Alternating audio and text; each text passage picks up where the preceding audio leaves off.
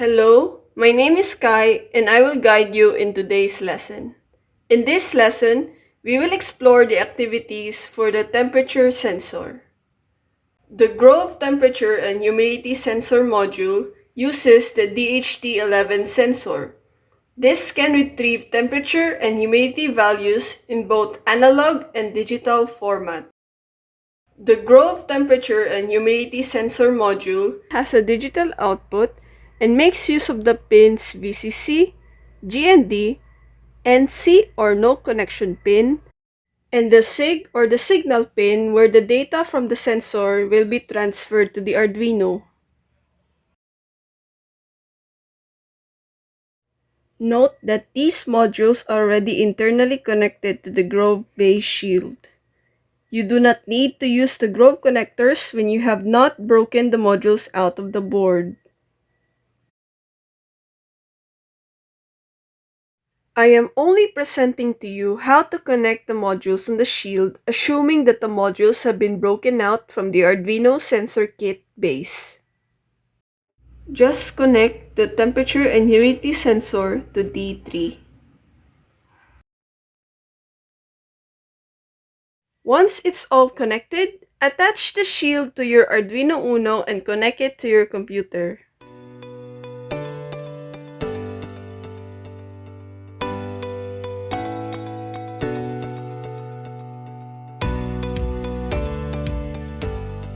In order for us to use the temperature sensor, we need to include the Arduino Sensor Kit library.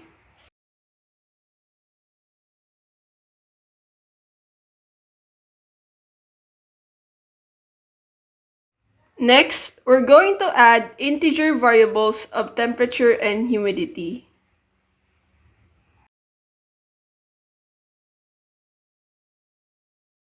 Then on the setup function, we need to add environment.begin in order for us to use the sensor. Next, we're going to add serial.begin with a baud rate of 9600 in order for us to use the serial monitor. Then on the loop function, we're going to read the temperature and humidity values by using environment.readTemperature and environment.readHumidity.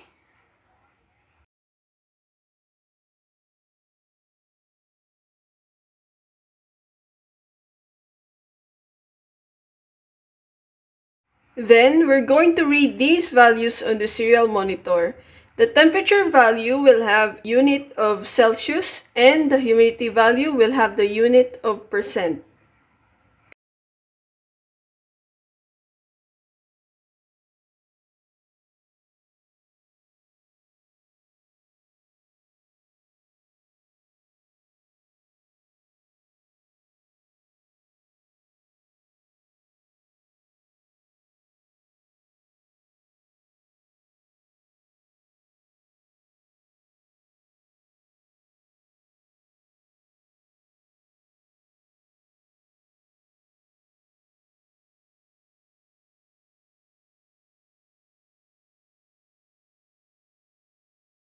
Once done, click on upload and it will automatically compile and upload to your board.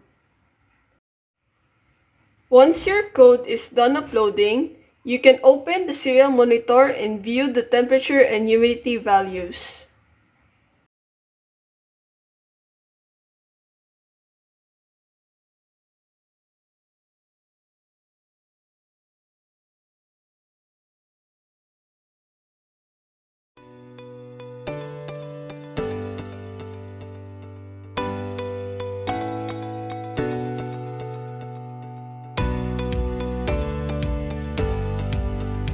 For this next variation, instead of the serial monitor, we're going to view the temperature and humidity values on the OLED screen. Connect the OLED display to the I2C pin.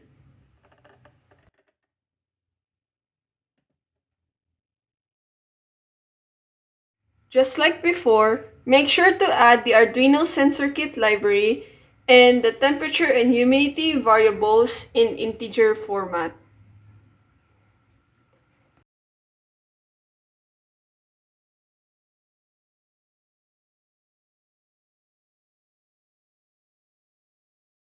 Then on the setup function, we turn on the temperature sensor by inputting environment.begin. And just like in the previous activities, in order to use our OLED screen, we input OLED.begin, OLED.setFlipMode true, and OLED.setFont. Once again, you can use any U8x8 font you like, but for this project, we're going to be using this.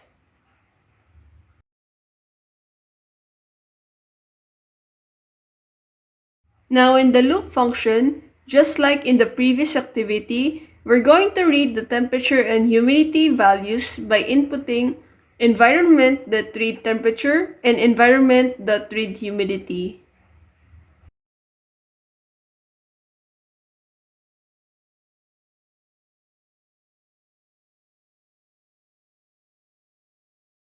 The next thing we're going to do is to show the temperature and humidity values on the OLED screen.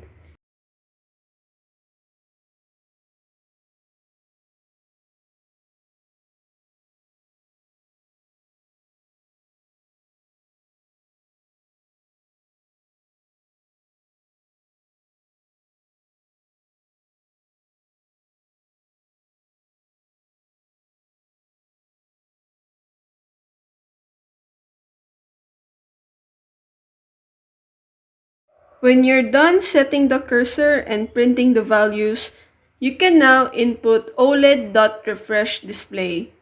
This just refreshes the display of the OLED screen whenever the temperature and humidity values changes. Finally, add a delay of 1 second. Once done, click on upload and it will automatically compile and upload to your board. Once the code is done uploading, you will be able to see the temperature and humidity values on the OLED display.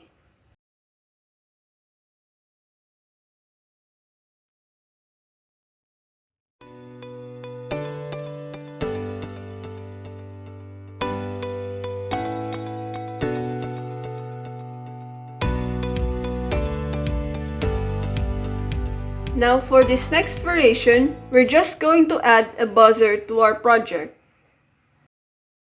Connect the buzzer to D5.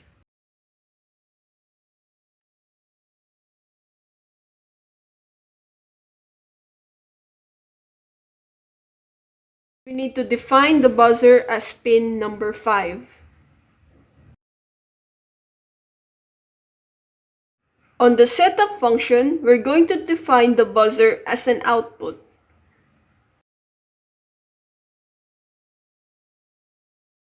Then on the loop function, we're going to add an if statement that turns on the buzzer whenever a certain temperature has been exceeded. You can put any temperature you want, but for this project, whenever the temperature goes beyond 30 degrees, the buzzer will turn on.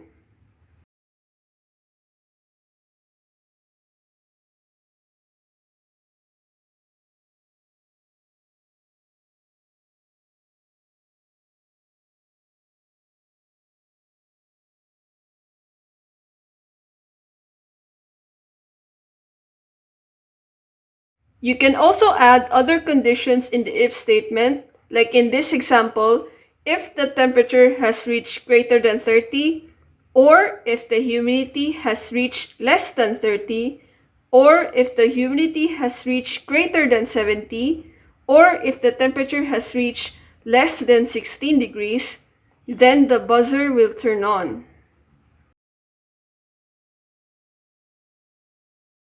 Once done, click on upload and it will automatically compile and upload to your board.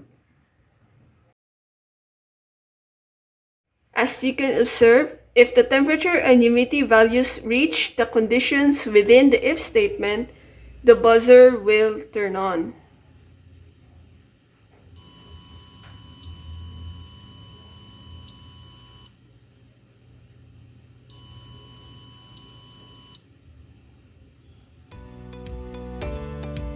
Now that is it for this lesson. To learn more about the other modules, simply head on to the next video.